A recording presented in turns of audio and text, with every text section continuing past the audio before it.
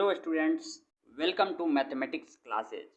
हम लोग vector algebra chapter की शुरुआत किए थे और उसमें जो वेक्टर प्रोडक्ट कर रहे थे, यानी प्रोडक्ट ऑफ टू वेक्टर्स को हम लोग स्टडी कर रहे थे। तो उस टॉपिक्स के हम लोग डॉट प्रोडक्ट, जिसको स्केलर प्रोडक्ट भी कहा जाता था, उसको हम लोगों ने किया है। अब हम लोग सेकेंड जो प्रोडक्ट है वेक्टर प्रोडक्ट, जिसको क्रॉस प्रोडक्ट कहा जाता है, अब उसको हम लोग करेंगे।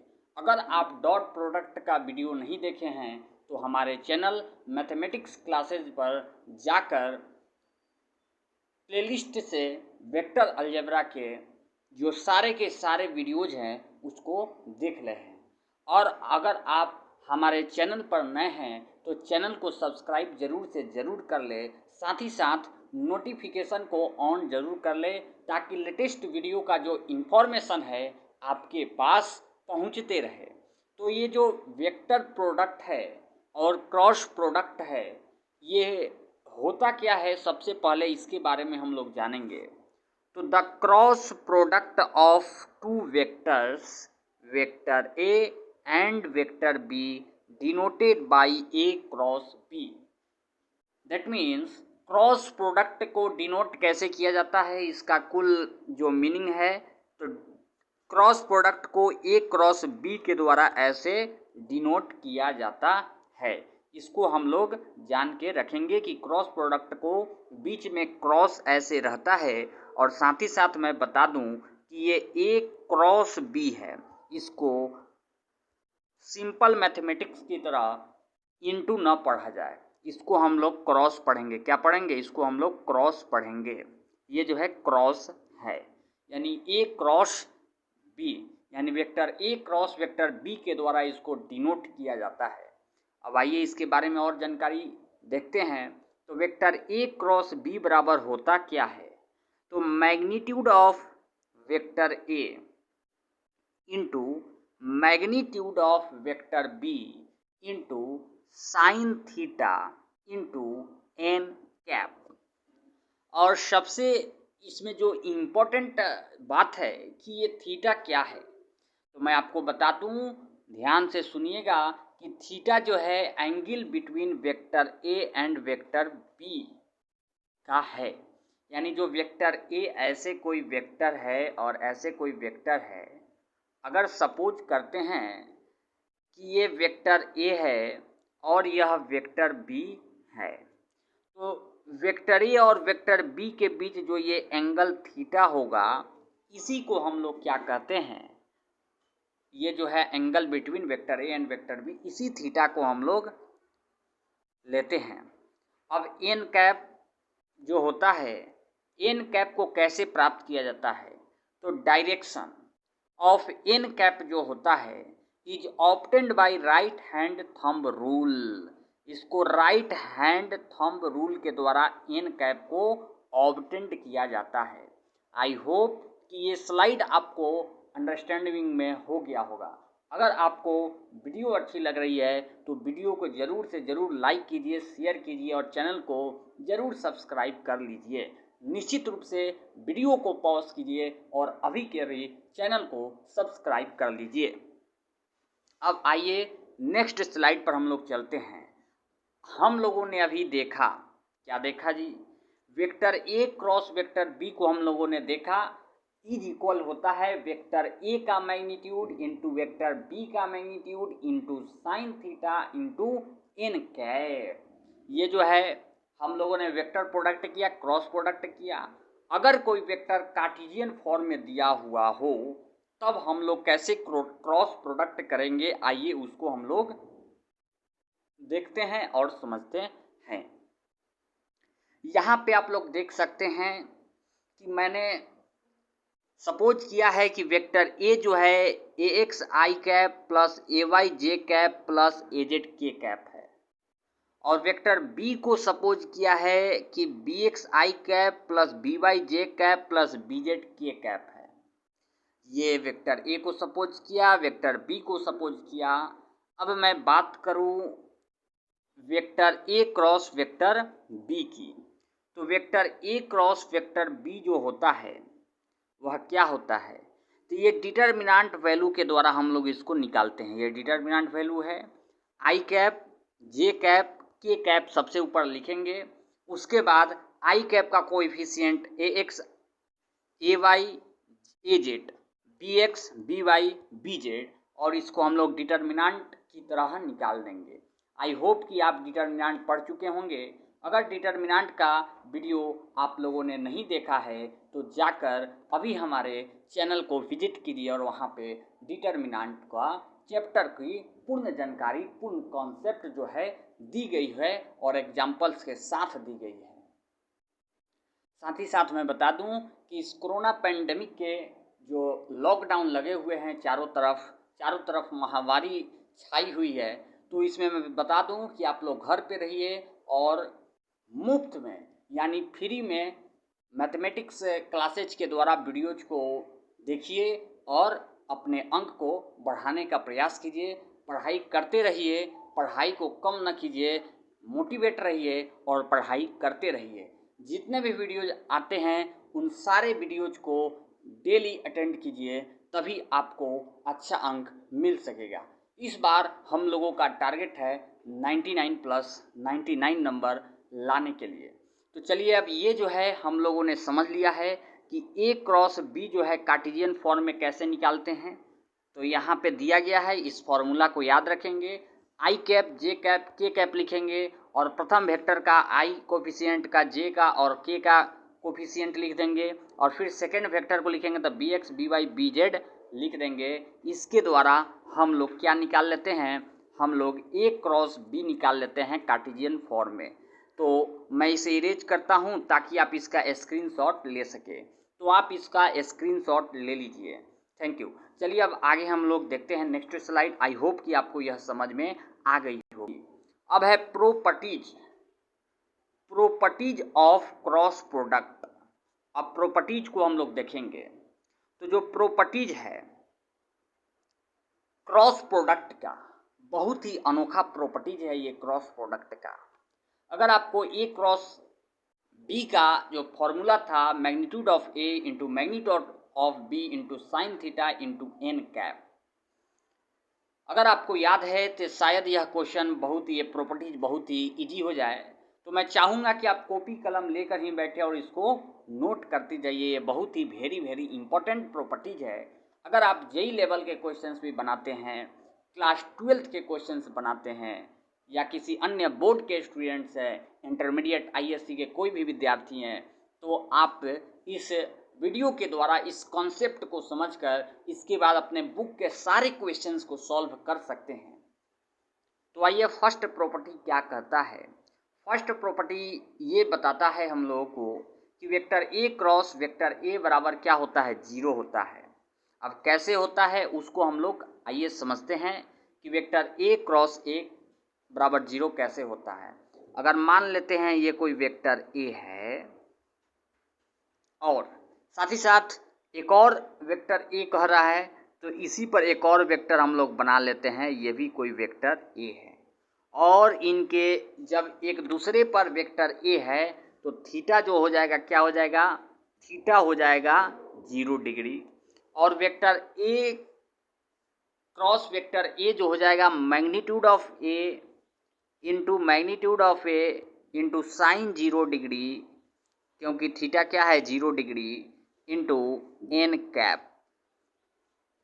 और मैं यहाँ पे बता दूँ कि साइन 0 डिग्री जो होता है 0 होता है, जिसकी वजह से पूरी की पूरी चीज़ क्या हो जाएगी?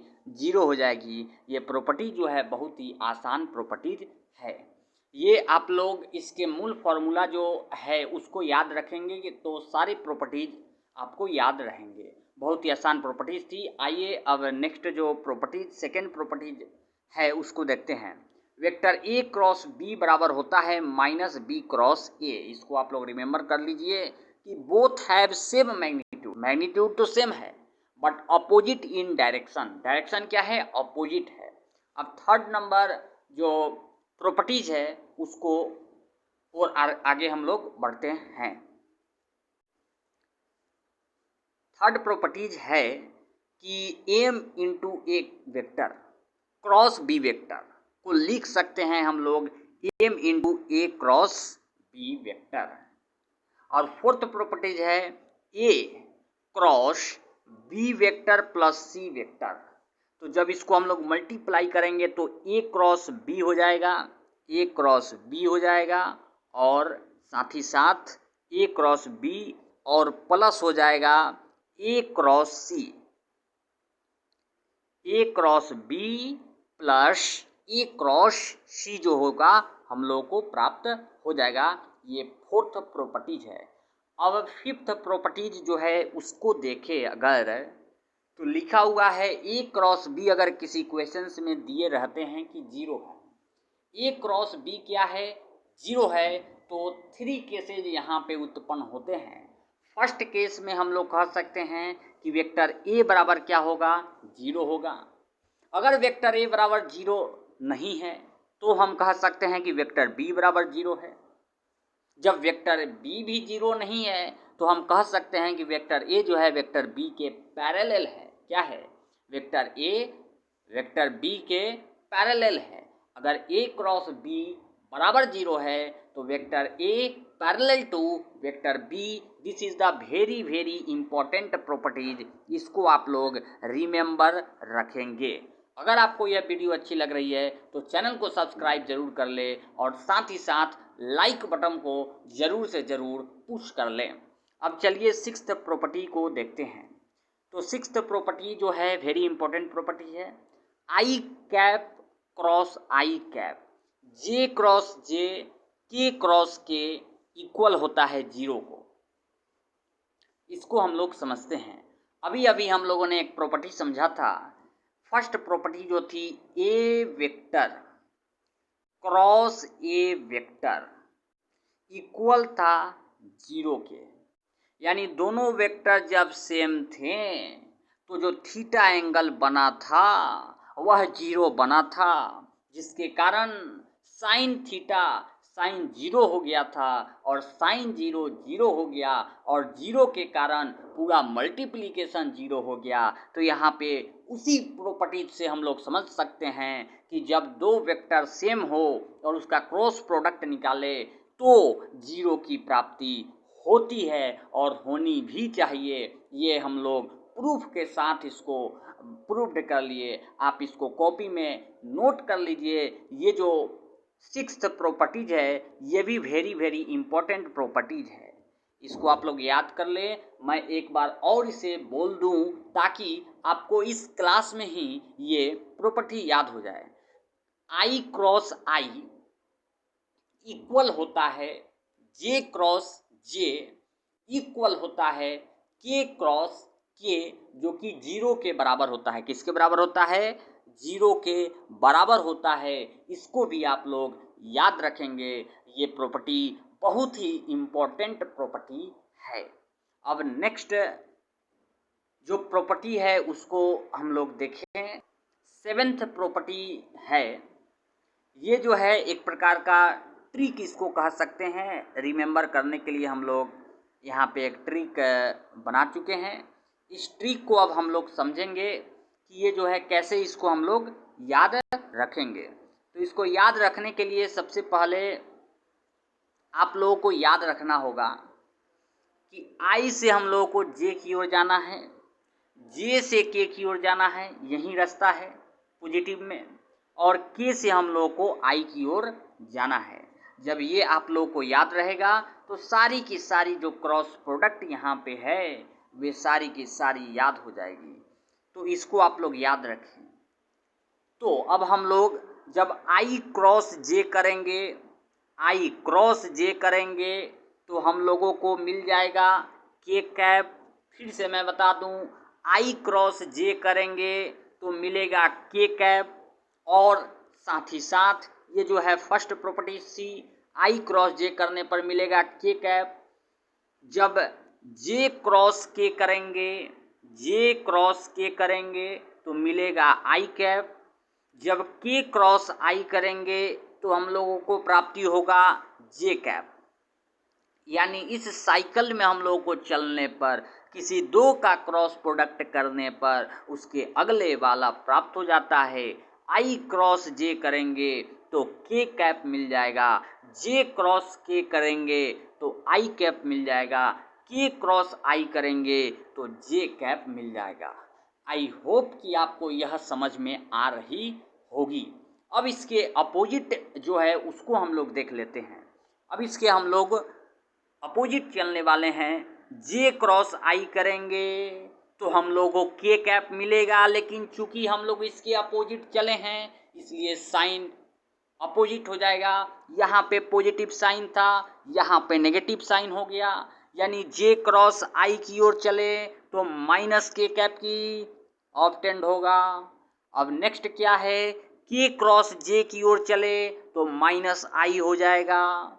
जब आई से के की ओर चले तो माइनस जे कैप हो जाएगा। आई होप कि आपको यह कॉन्सेप्ट समझ में आ गया होगा।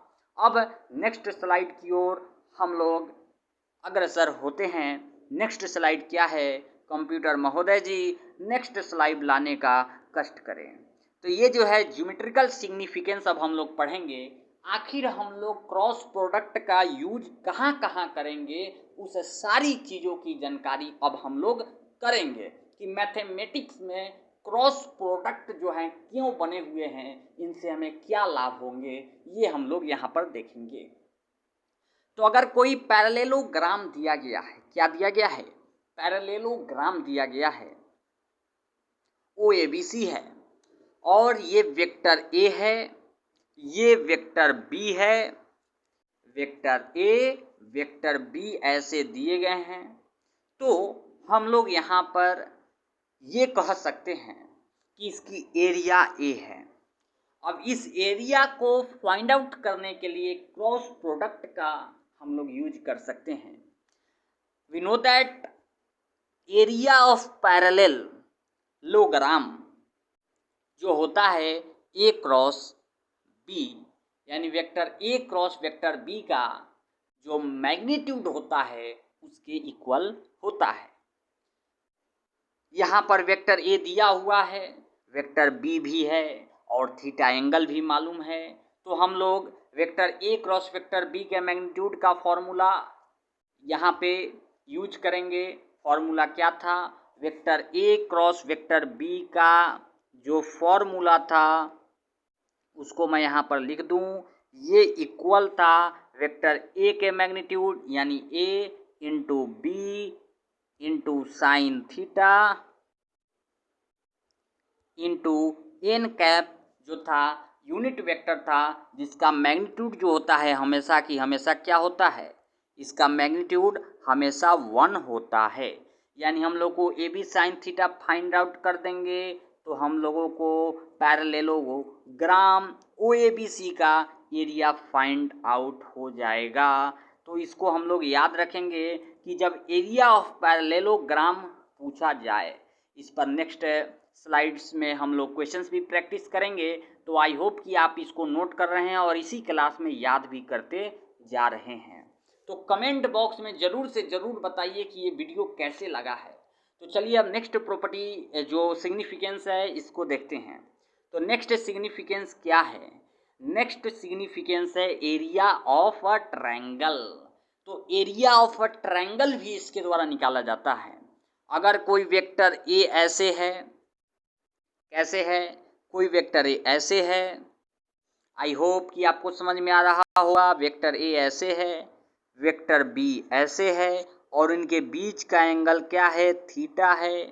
तो हम लोग को वेक्टर A मालूम है, ओके, हम लोग को वेक्टर B मालूम है, ओके, और थीटा भी मालूम है। जब तीनों चीज़ मालूम है तो A क्रॉस B निकाल कर उसका हाफ कर देंगे तो एरिया ऑफ ट्रायंगल मालूम चल जाएगा। क्या मालूम चल जाएगा, एरिया ऑफ ट्रायंगल हम लोगों को मालूम चल जाएगा। तो इस फॉर्मूला को याद रखेंगे, एरिया ऑफ ट्रायंगल AOB, ये जो AOB ट्रायंगल है इसका एरिया निकालने के लिए 1/2 into magnitude of A cross B, वही magnitude of A cross B का फॉर्मूला इज इक्वल हो जाएगा 1/2 into magnitude of A into magnitude of B into sine theta into magnitude of n cap. I hope कि आपको समझ में आ गई होगी। ये सारे के सारे क्रॉस प्रोडक्ट के जो कॉन्सेप्ट से ख़त्म हो गए हैं। अब हम लोग सिर्फ क्वेश्चंस करेंगे और उसके बाद ये क्रॉस प्रोडक्ट का जो टॉपिक है समाप्त हो जाती है। अब आइए नेक्स्ट बढ़ते हैं। आप वाटर बोतल इस गर्मियों के दिनों में रख कर ही पढ़ें और समय समय पर वाटर पीते रहें। अब आइए कुछ क्वेश्चंस प्रैक्टिस करते हैं। क्वेश्चंस प्रैक्टिस करने से पहले मैं बता दूं कि एक बार आप अपने कॉपी में देख लें और सारे प्रॉपर्टीज, सारे फॉर्मूलाज और सारे सिग्निफिकेंस का एक बार वीडियो को पॉज कर उसे पढ़ लें, उसके बाद ही इसे प्रैक्टिस क्वेश्चंस को करें। आई होप कि आपको यह वीडियो अच्छी लग रही होगी। अगर वीडियो अच्छी लग रही है तो चैनल को ज़रूर से ज़रूर सब्सक्राइब कर ले। अब आइए क्वेश्चंस प्रैक्टिस करते हैं। ये जो क्वेश्चंस है इसमें कहते हैं, ये आपके एनसीईआरटी बुक्स के एग्जाम्पल 22 नंबर क्वेश्चंस है। कह रहा है find magnitude of A cross B if vector A बराबर 2i cap plus J cap plus 3k cap and vector B बराबर 3i cap plus 5j cap minus 2k cap. तो सबसे पहले मैं बता दूं कि ये जो वेक्टर ए दिया गया है कार्टेशियन फॉर्म में दिया गया है और वेक्टर भी कार्टेशियन फॉर्म में दिया गया है। तो मैं आपको बता दूं कि क्वेश्चन सॉल्व करने का ट्रिक्स यही है कि क्वेश्चंस में जो दिए गए हैं उस प्रकार से हम फॉर्मूला का यूज करेंगे। जब यहाँ पे कार्टेशियन फॉर्म में vector A and vector B दिए गए हैं और उनके क्रॉस प्रोडक्ट निकालने हैं, तो मैंने आपको बताया था सेकंड स्लाइड में ए क्रॉस बी कार्टेशियन फॉर्म में कैसे निकालते हैं उसको मैंने आपको बता दिया था। तो उस तरीके से हम लोग यहाँ पर ए क्रॉस बी अभी फाइंड आउट करेंगे। तो ए क्रॉस बी फाइंड आउट करने के लिए यहाँ पर डिटर्मिनेंट वैल्यू आई cap, J cap, K cap और उसके कोफिशिएंट 2, 1, 3 लिख दिए, 3, 5, -2 लिख दिए। यहाँ तक आई होप कि आपको समझ में आ गई होगी। यहाँ पर ए कैप के सारे कंपोनेंट लिखे, बी कैप के जो बी वेक्टर है उसके कंपोनेंट लिख दिए और यहाँ पे जो है आई जे के कैप लिख दिए। अब इसको हम लोग सॉल्व करेंगे। तो आई होप कि डिटर्मिनेंट वैल्यू निकालना आता हो। अगर नहीं आता है तो हमारे चैनल पर जाकर डिटर्मिनेंट के सारे जो कॉन्सेप्ट्स हैं उसको ज़रूर देख लें। आई कैप इंटू -2, जब आई कैप का जब डिटर्मिनेंट वैल्यू निकालेंगे तो हो जाएगा -2 -15 माइनस जे कैप होगा ही होगा और साथ ही साथ होगा यहाँ पे -4 -9 प्लस 10